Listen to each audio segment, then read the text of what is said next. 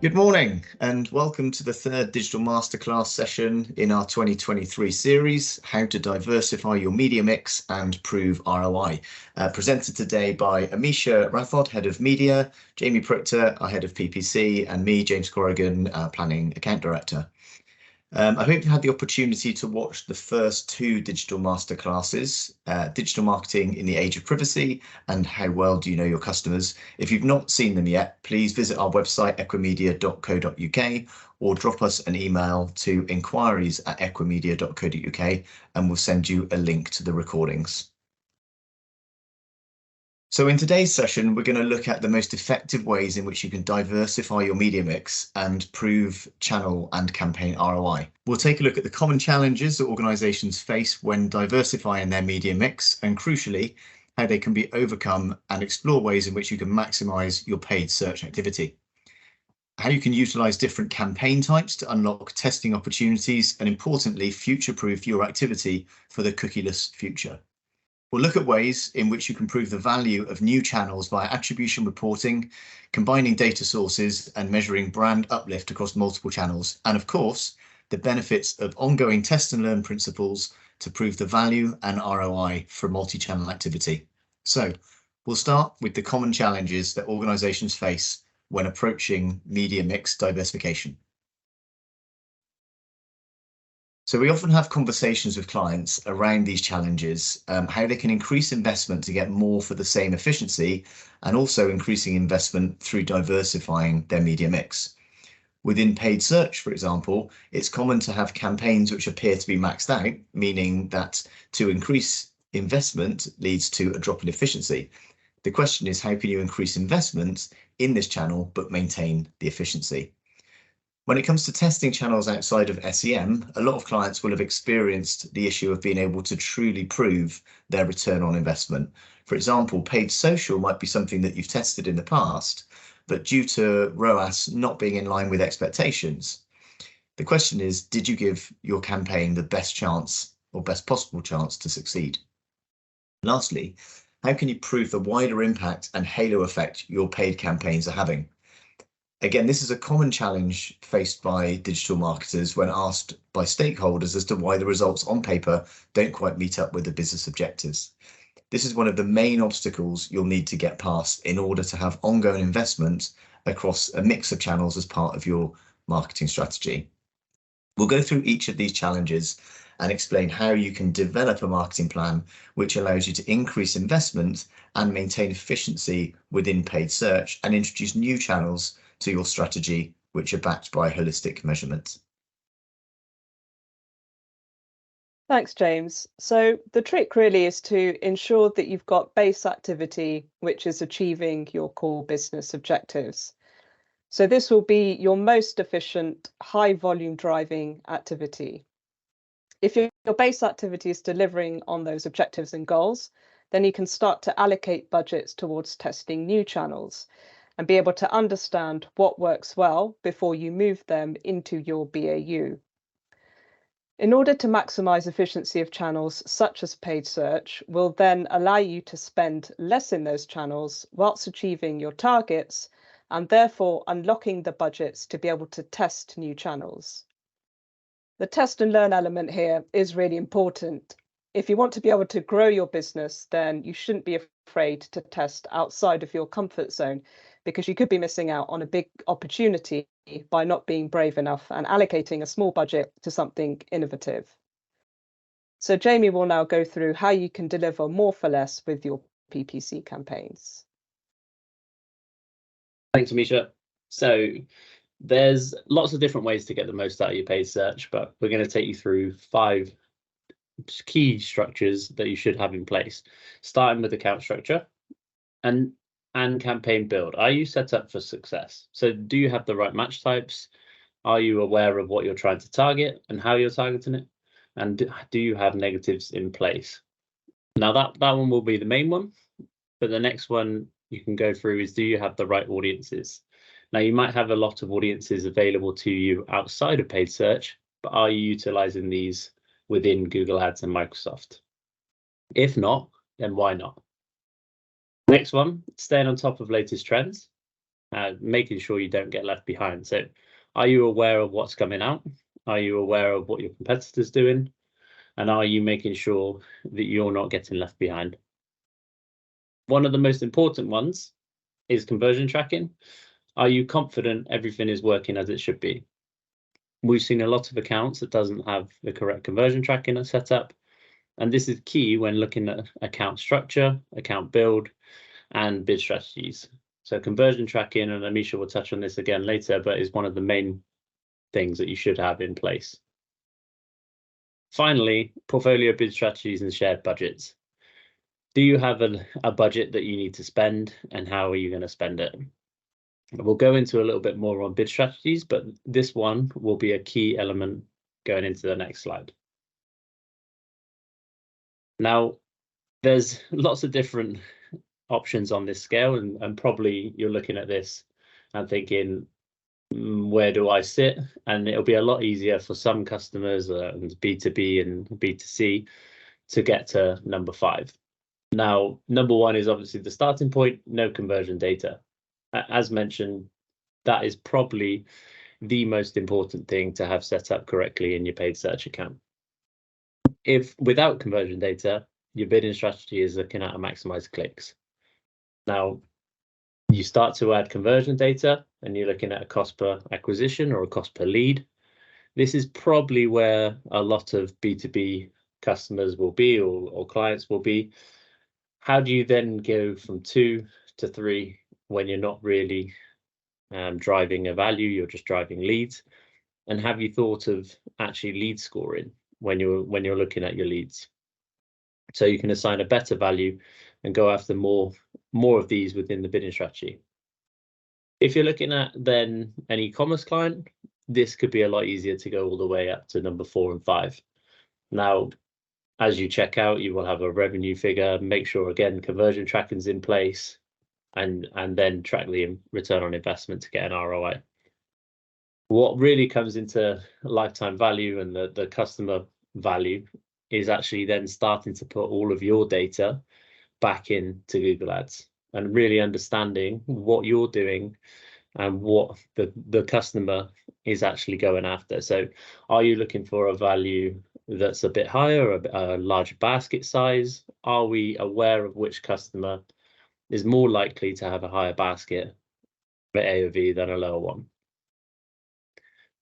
Now, if you don't know where you are on this, or you think how can I get from 2 to 3, or how can I go from actually CPA bidding strategy to an ROI bid strategy, then get in touch with us and we can help you with that.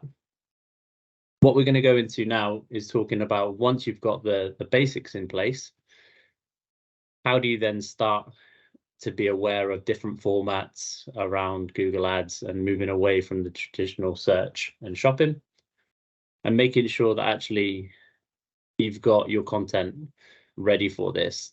Now, what is ideal, obviously, if you have content that is and can go across different channels, but actually we can now start to use YouTube Shorts with demand gen, which is previously Discovery, and along with Gmail, Discover, YouTube feeds, which are all included in Performance Max campaigns. So again, do you have the best assets available? Have you got any video created? Are you using video across different channels? Can some of that video be repurposed to be used in these campaigns as well? On this slide, we look at, is your PPC ready for the cookie apocalypse? We put together a 14-point checklist, but rather than running through all of these points, we're now thinking about the cookieless future and starting to prepare PPC accounts. So actually, if you take a look at this, have a look at some of the points on here, go through them, you probably have a lot of questions. But when you've done that, please do get in touch and hopefully we'll be able to help you with a lot of these. So now you've got your paid search working really hard, you can start to think about testing new channels to build your baseline activity and drive that incremental growth. Before you do your testing, there are some fundamentals you'll want to have in place first. Implementing the necessary tracking to ensure you are gathering the data you need across KPIs you need to report on is one of those. Now, as mentioned earlier, conversion tracking in particular is crucial.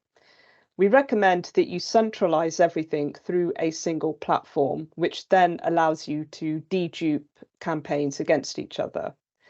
So at Equimedia, we do this using Google's Campaign Manager, which is part of the Google Marketing Platform, and means that we can utilize platforms such as Search Ads 360. So all of our PPC data will flow into Campaign Manager, and we can use floodlight tags for all of our conversion reporting. Additionally, we recommend tracking your organic search as well, as this will deliver really useful insights when it comes to path to conversion journey analysis, and we'll look at that shortly. You'll also want to make sure that you're tracking at a granular level. So if you're testing display activity, you want to be able to track by different ads or creative versions that you've got live. And it's really important that you've got all of the relevant information being captured. So for example, if you are in the e-commerce space, then obviously the value of each sale, product breakdowns, and so on are going to be important elements that need to be fed into your reporting. The next piece is using that data and leveraging it into a report which represents your single line of truth. So really this needs to go beyond last touch reporting, because attribution analysis will deliver a more holistic view of performance and will take into consideration the role of the channel and the KPIs that are specific to that channel. Different stakeholders might want to see different things, so visualizing the data in a report, making it digestible, will allow you to tell the right story. So for example, if the last touch CPA for a display campaign is really high, but you can see that it's driving a percentage of sales through another channel, then you want to be able to display that in your report and visualize that for your stakeholders. And crucially, a trend graph will be really important to show the shifts and improvements in performance over a longer period of time. As James mentioned earlier, one of the challenges is proving a channel works, and sometimes you expect that channel to deliver within a short period of time. But often it will take a longer period of time before you really start to see it come to fruition. So a trend graph will help illustrate that performance improvement that you're seeing. I think that's key as well with some of the new channels within paid search. So the Performance Max, Discovery, Demand Gen, don't try not to just, if performance isn't very good for a week, 2 weeks, try to sit it out for a month and just reevaluate what's going on and who your audiences are and how the actual conversions are working. Yeah, that's really important. And then the last is being able to pull out key insights from the reporting, because that's really what's going to allow you to prove how different channels are performing. So as I mentioned earlier, path to conversion reports will give you a view of the different touch points leading up to a conversion. A time lag to conversion report will help to justify that length of time needed before you make those judgments on performance. And looking at CPAs based on bespoke attribution models will often give an entirely different view of channel by channel performance. And we'll have a look at an example of that shortly. So really understanding the goals of each channel are going to be different. You can't expect the same level of performance across every channel. So you want to be able to use the insights to focus on the right areas. So let's take a look at a scenario here. So this is based on some past experience of working on a multi-channel campaign within the insurance sector. So this is your basic last touch report. With only this data available, you might be challenged on why channels such as YouTube and display prospecting are live, because they don't look to be delivering as much value as the likes of PPC and retargeting. And this might lead you to think you need to reduce your investment in those channels. But with just this data alone, are you really getting the full picture of performance? And the answer to that is no. If you were to look at conversions being attributed back to each channel based based on a bespoke attribution model, the CPAs change quite significantly. And now you're looking at a campaign which is efficient across all of the channels which we're running. And this is really because the role of each channel is being correctly recognized. The total number of conversions remain the same in both scenarios, but what's changed is how those conversions have been allocated to each channel based on the bespoke attribution model.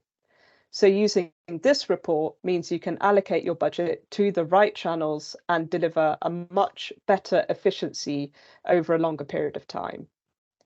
As much as I would like to take credit for all of the paid search, we do actually get quite a lot of help from the other channels, so which is shown here.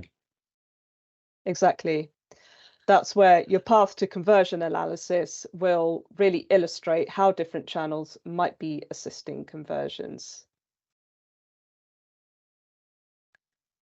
If we take this first example, we can see that an impression on YouTube was the first exposure in the journey, and that led to a brand PPC ad click. And then after visiting the site but not converting, the user's been retargeted with a display ad.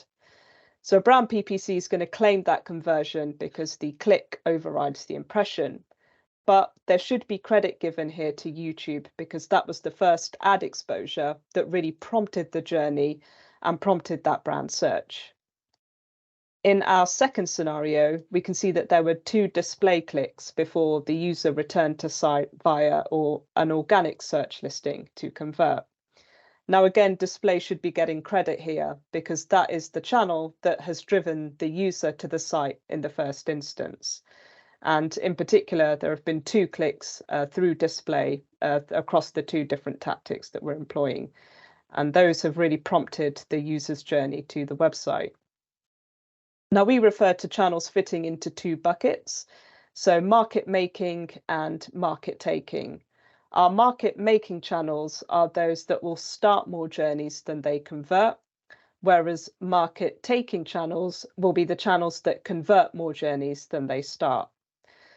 There might also be channels that are classified as neutral. In other words, they are as likely to start a journey as they are to convert a journey. Referencing channels in this way will frame them correctly according to the role they play in that conversion journey. And crucially, it means we can judge performance on the correct metrics rather than expecting the channels to deliver the results in the same way. Now, to further enhance channel performance, consider what offline data sources you have as well, and how they can be fed back into the reporting and into the insights. 2 typical examples here are phone call data and also in-store data, such as sales and footfall. And these might be relevant for your business, which you want to factor in. And we've got solutions that can help bring these siloed data sets into an attribution model so you can really look at the true picture. In terms of in-store sales and footfall data, it's actually really important that you're monitoring this, especially for e-commerce clients that have retail physical locations. Now, we've seen up to 20% of online revenue actually coming through in-store just from BAU activity. And that's not surprising when you've got some stats here that actually 71% of people browse online at least some of the time before they make a purchase in store. And if you look at under 35s, that actually goes up to 82%. Now, what the different age brackets are doing, 35 plus, they're comparing brands and products. Under 35s are reading reviews, and 18 to 24 are looking for ideas and inspiration. But yeah, very, very important to have that set up.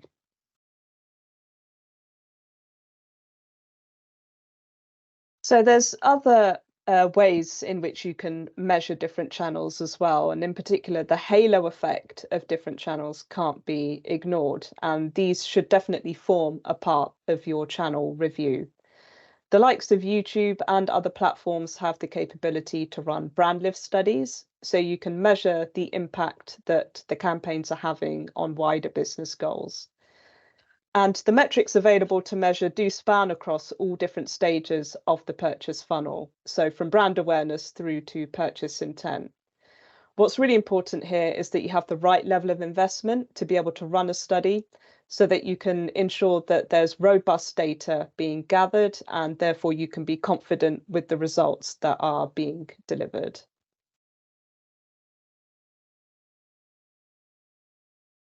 So this case study looks at some of the work that we've done with one of the UK's largest pet insurance companies. We launched their first venture into YouTube and were able to demonstrate the ability of YouTube to feed conversion journeys which ended through other channels. A bespoke video asset was created and we developed audience targeting to reach in-market customers using a combination of Google's affinity and in-market audiences plus custom-built audiences. Part of this included working with the PPC team to leverage high-performing keywords and create a custom intent audience. Being a Google Premier partner, we've had plenty of access to Google's own view on how this audience can be looked at and where to find them. The results prove the impact that YouTube had on starting conversion journeys and therefore establishing itself as a market-making channel within their digital media strategy. By having visibility of conversion data across all of their channels, this includes aggregators, and having this data fed into the attribution model meant that we could show the true value of YouTube beyond the last touch attribution. As we all know, the digital marketing landscape is ever-changing and evolving all the time with new opportunities. Our digital wave gives you a snapshot of opportunities that exist within digital marketing based on a scale of ROI confidence and maturity. The platforms and opportunities at the top of the wave are those which are tried and tested and likely to be forming part of your base activity already. And at the bottom of the wave are those which require testing and validation. So this is a really good place to start when thinking about what you should be testing, in particular with regards to some of those wildcard campaigns that we mentioned earlier. And your own version of the digital wave might look different depending on the sector in which you're in. But this is a framework which can help you organize your test and learn approach. Now, thinking specifically about the cookieless future, that is something that we're doing a lot of currently and testing alternative targeting strategies across programmatic campaigns so that we're prepared for when cookie-based targeting is no longer available. This includes moving away from third-party audiences and leveraging opportunities such as contextual targeting and building and using first-party data. Furthermore, we're exploring different bidding strategies, including custom bidding, to make sure that we can maximize performance against the required KPIs. So if you'd like support in navigating programmatic activity in this ever-changing landscape, then please do get in touch. So we can wrap up today's session by asking a number of questions that will not only maximise the value of your current PPC and digital marketing accounts, but future-proof you for the retirement of third-party cookies. Firstly, is your PPC account set up with best practice solutions in mind? Jamie mentioned 5 key stages to ensure best practice, and in addition to this, have you explored all campaign types available and tested these to ensure that you're getting the best value out of each opportunity? Can you be sure that you have accurate conversion tracking in place and are making use of all relevant data points? Data is key to understanding the relationship between channels and how to drive success. And how does your campaign data translate into effective reporting? What reporting do you have in place beyond last touch? And can you be 100% sure that it is accurate? Is your data completely transparent and presented as a single source of truth? Data silos can hinder your ability to make informed business decisions, which can in turn cost you both in terms of resource and financially. Have you explored which channels to test and adopted a strategic test and learn approach to help achieve your business objectives? And finally, are you prepared for the retirement of third-party cookies? Take a look at our PPC checklist that Jamie mentioned earlier to review what actions you'll need to take to future-proof your account. And when thinking about testing in media, make sure you build in testing around initiatives that are not reliant on cookies. Keep an eye out for our programmatic best practice content, which will be available soon, and that will also help you future-proof your media activity too. Lastly, we'll leave you with details of EquiEdge, which is our solution to helping clients create a single source of truth and deliver holistic reporting that values each channel based on its role within the conversion journey. EquiEdge is our proprietary attribution and data warehousing solution that enables us to identify how the different media channels work together and complement each other, resulting in fully deduped attribution reporting across both online and offline channels. It represents a true synergy between Equimedia's 3 pillars of data, technology, and people to drive business growth. So that rounds off today's masterclass on media mix diversification. I hope you found the session interesting and informative. And as mentioned, please do get in touch if you'd like to discuss anything that we've shared in today's session in more detail. You can either email us at inquiries@equimedia.co.uk or reach out to Amisha, Jamie, me, or any of the Equimedia team via LinkedIn or on our website, equimedia.co.uk. Thanks ever so much for your time, and I hope you have a great rest of the day.